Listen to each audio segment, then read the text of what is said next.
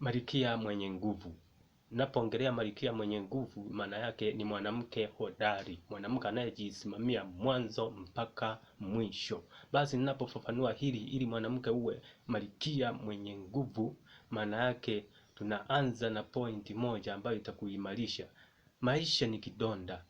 Natumia pointi hii. Tunapoongelea maisha ya mtu, maana yake maisha ya binadamu ni kuanzia kuzaliwa mpaka kifo chake. Haya sasa anayopitia hapa katikati, hayo ndiyo yanajenga maisha, yanatengeneza maisha.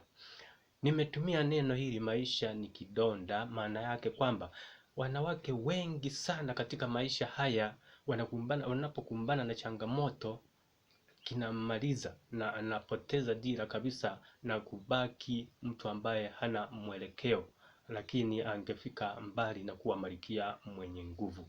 Kwa sababu hiyo sasa, mwanamke na kukumbusha kwamba unapokumbana na changamoto, jitahidi sana kufanya kila namna ili hizo changamoto ambazo ni kama kidonda upone na kubaki kovu. Basi unapobaki kovu, itakufanya kuwa malkia mwenye nguvu, itakufanya kupambana na mengine ambayo yanakuja na kubaki pale pale na kukamilisha malengo yako katika maisha.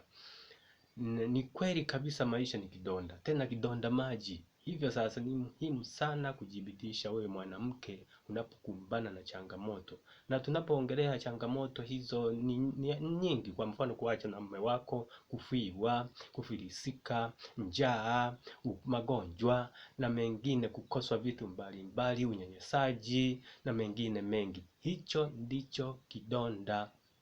Inatakiwa kama unapopata vidonda vya kawaida kutibu na kutia hewa mbalimbali ili upone na kubaki kovu.